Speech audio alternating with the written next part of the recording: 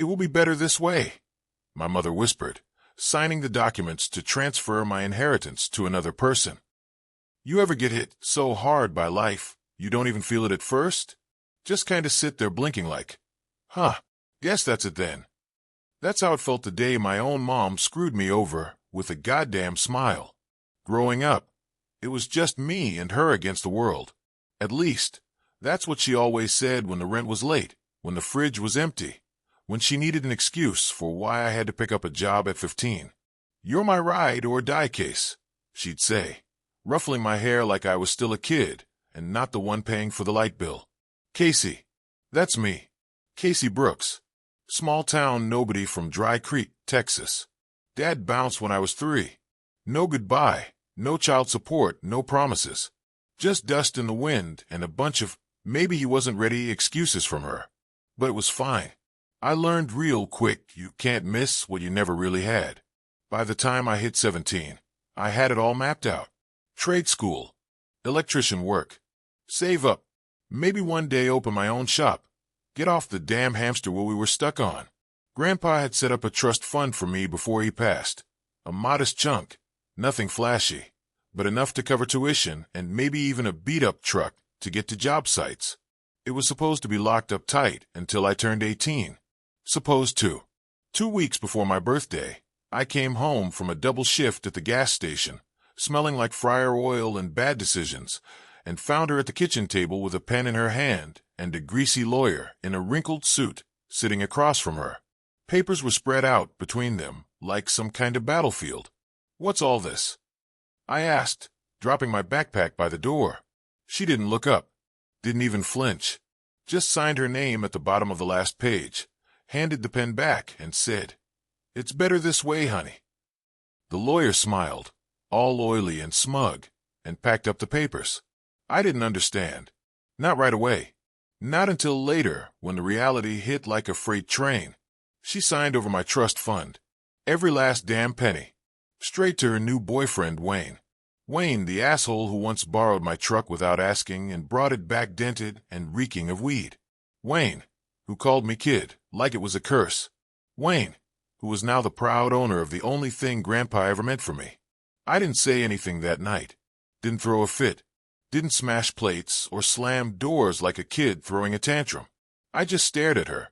This woman who birthed me, who wiped my bloody knees and packed my lunches and told me, over and over, family's all we got. And realized, she didn't mean me. The next morning, I packed a duffel bag, 2 shirts, a pair of jeans, my boots, left a sticky note on the fridge, good luck, and walked out. Didn't even slam the door. Didn't look back. Dry Creek faded behind me like a bad dream in the rearview mirror of a Greyhound bus. I bounced around for a while. Slept on floors. Took shit jobs, dishwasher, garbage hauler, whatever paid cash under the table.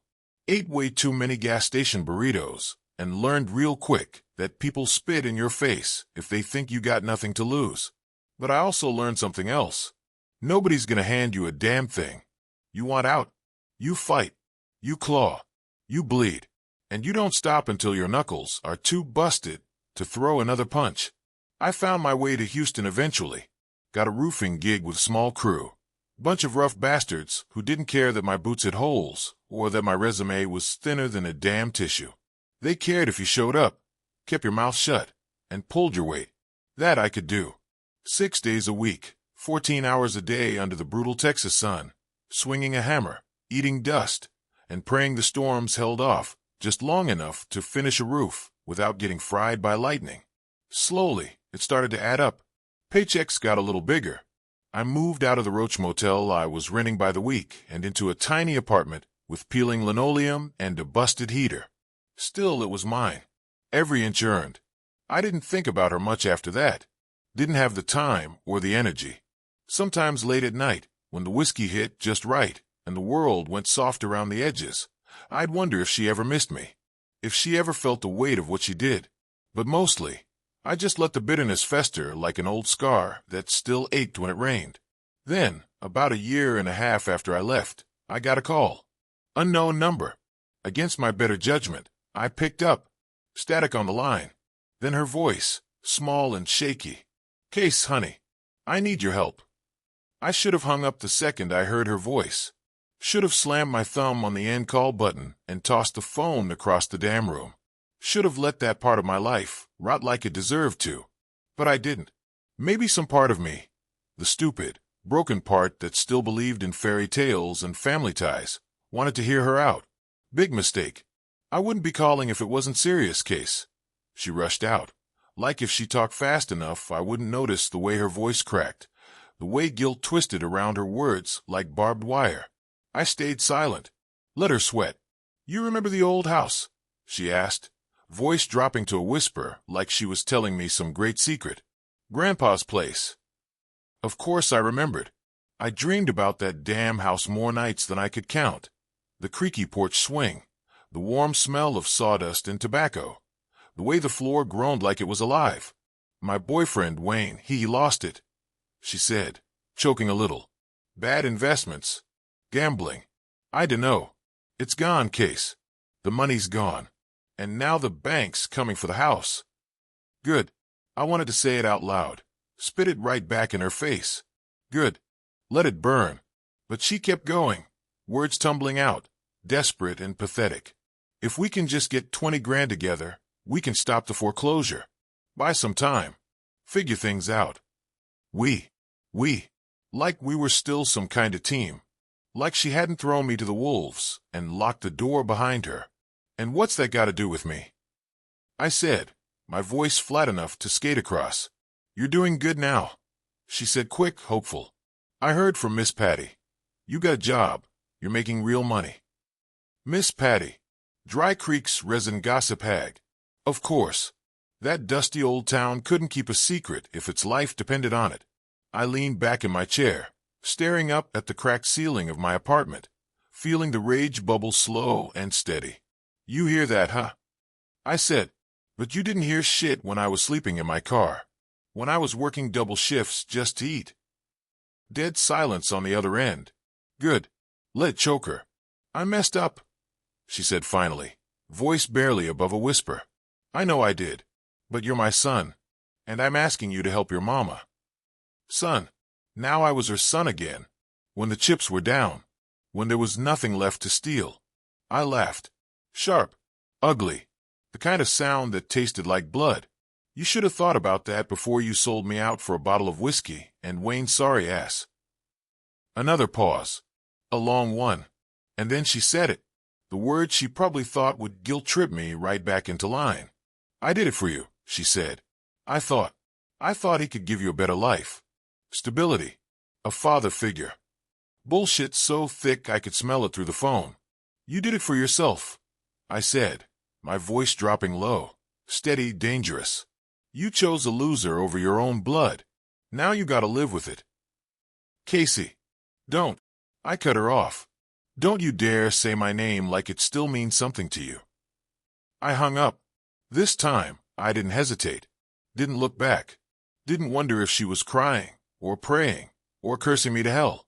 I killed the call and dropped the phone on the table like it was poison. Sat there for a long time, staring at nothing, feeling the old pain creep up my spine like a snake. But I didn't break. Not this time. Not ever again. 2 days later, another call. Another unknown number. I ignored it. Then a text popped up. From her. "Please, Case. Just meet me. One time. I'm at Dusty's Diner. Noon." I should have deleted it. Should have blocked the number and gone on with my life. But something in me, some twisted, vengeful part, wanted to see her. Face to face. Wanted to watch her squirm. Wanted to see if she had the guts to look me in the eye after what she did. Noon at Dusty's Diner. Place hadn't changed in 10 years. Same cracked vinyl booths. Same burnt coffee smell. Same old jukebox in the corner playing Merle Haggard on a loop. I pushed through the door, bell jangling overhead, and spotted her right away. Sitting in a corner booth, stirring a cup of coffee she wasn't drinking. She looked smaller than I remembered. Older. Weaker. Good. She lit up when she saw me. Tried to smile. I didn't return it. Just slid into the booth across from her, arms crossed. Talk. No hugs. No fake pleasantries. No goddamn small talk. Straight to business. She flinched a little, but pushed a manila envelope across the table. Inside were papers, foreclosure notices, past due bills, final warnings. All of it. Proof of her screw-ups. Proof she wanted me to clean up her mess. Again. If we don't pay it off in 2 weeks, she said, wringing her hands, we're out on the street. I picked up the envelope, flicked through it like it was nothing more important than a takeout menu. Sounds like a you problem, I said. Her mouth fell open. Tears welled up fast, too fast to be real. You don't understand. I understand just fine, I said, voice low and sharp. You made your bed. Now lie in it. But Casey. I pushed the envelope back across the table, hard enough to make her jump. Find someone else to save you. I'm done. I stood up, tossed a few bucks on the table for my coffee, because even now, I wasn't going to stiff Dusty, and turned to leave. She called after me, voice breaking. You'll regret this. I didn't even turn around, because the truth is, I'd already regretted enough for both of us, and I wasn't carrying her sins on my back anymore. Not now. Not ever again. You'd think walking out of that diner would have felt like slamming a door shut on my past. Like flipping a switch, cutting all the wires that tied me to her, to Dry Creek, to everything that bled me dry for so damn long. But life's not clean like that. You don't just walk away from a train wreck without carrying a little smoke on your skin. I spent the next few days working like a man possessed, hammering nails into rooftops until my hands bled through the gloves, picking up extra shifts, taking the worst jobs the foreman could throw at me. Tar work in 100-degree heat, hauling bundles up rickety ladders that creaked like they might collapse any second. Anything to keep my mind too tired to think. Too tired to remember the way she looked sitting there in that booth, all hollowed out and desperate, acting like we were still family, like that word meant anything anymore. Nights were worse. I'd lay on the ratty couch in my crappy apartment, staring at the water-stained ceiling, trying not to hear her voice echoing in my head. You'll regret this. No, lady. I already did. I regretted every damn time I believed you. Every time I gave you another piece of me, hoping maybe this time you'd treat it like something worth keeping. Not this time. Not ever again. About a week after that diner meeting, word started trickling down. Dry Creek wasn't exactly known for minding its own business. The old-timers at the supply store, the gas station clerk, random Facebook posts from people I hadn't spoken to since high school.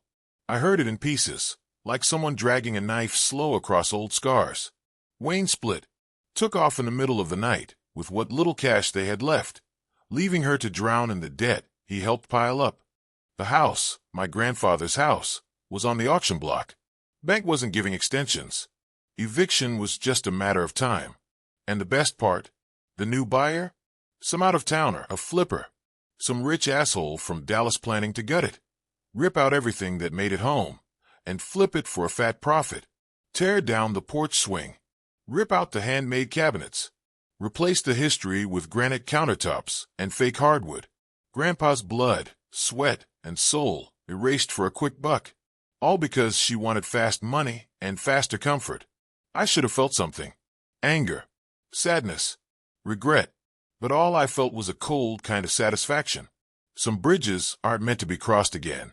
Some bridges burn better than they ever stood. That Friday night, after another 14-hour shift and 2 beers deep at Mickey's, the closest thing Houston had to a real dive bar, my phone buzzed again. Block number. I almost didn't answer. Almost tossed the thing across the sticky bar top and drowned whatever it was in cheap whiskey. But something in me, call it morbid curiosity, picked up. Silence. Then her voice, wrecked and raw like gravel. Casey, it's gone. They took it. The house, it's gone. For a second, I said nothing. Just let her hang there on the line, gasping like a fish out of water. Good. Let her feel it. Let her sit in the mess she made, without anyone coming to clean it up this time. I'm living in my car, she whispered. Everything's gone. There was a soft, wet sound. Crying, maybe. I didn't know. I didn't care.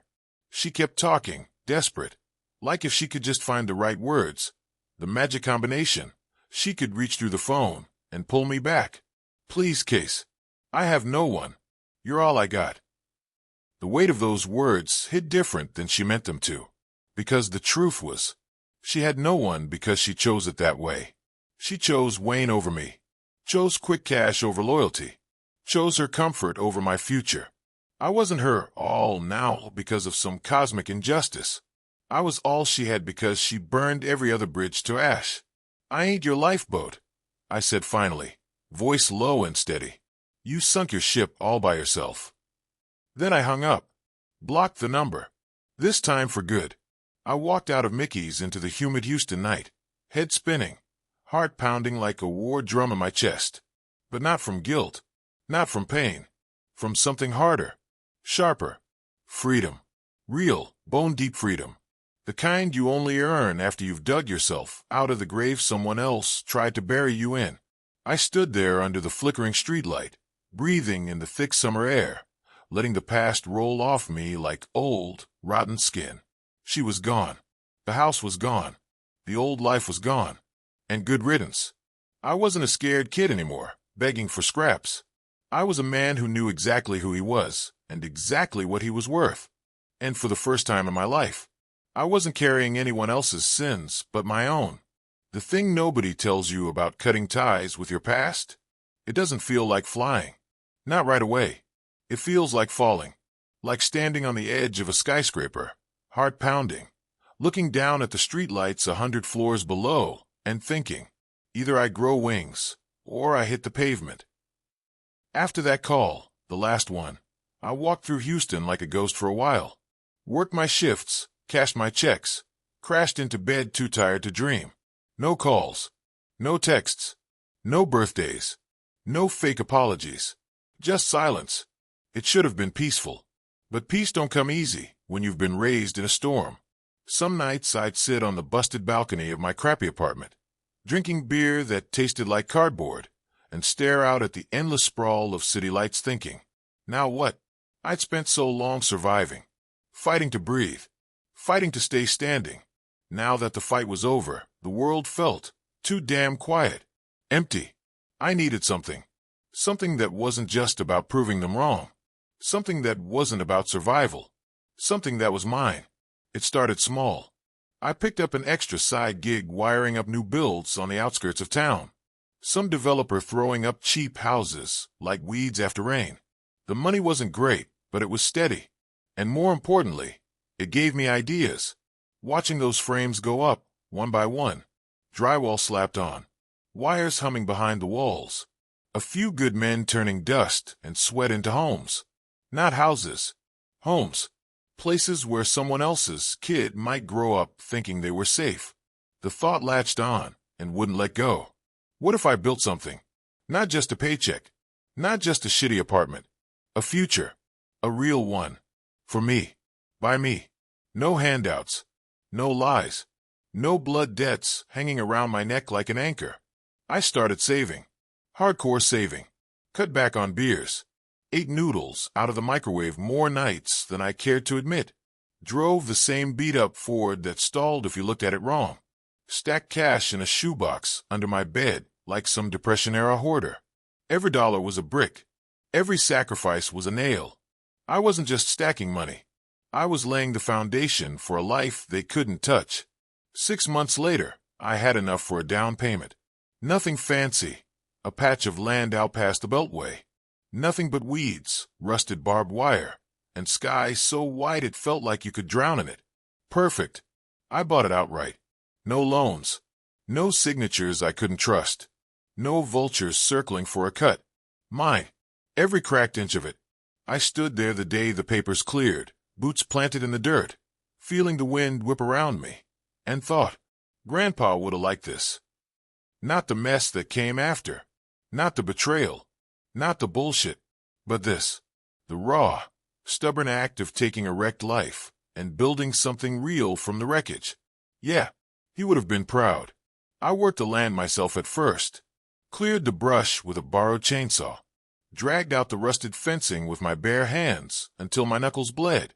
No crew. No fancy contractors. Just me, a hammer, and a chip on my shoulder big enough to cast a damn shadow. It was slow. Brutal. There were days I thought about quitting, selling the land, buying a cheap condo somewhere, drinking myself stupid until I forgot why I even cared. But every time I thought about walking away, I thought about her, about Wayne, about the way they sat there grinning while they signed away my future like it was some junk car nobody wanted. And I'd tighten my grip on that hammer and keep going. Brick by brick, board by board, I built a small cabin. Nothing fancy. 1 bedroom, tiny kitchen, a porch just big enough for an old rocking chair, and a cooler full of beers. It was ugly as hell the first few months. Bare wood, exposed wiring, dust thick enough to choke on. But it was mine.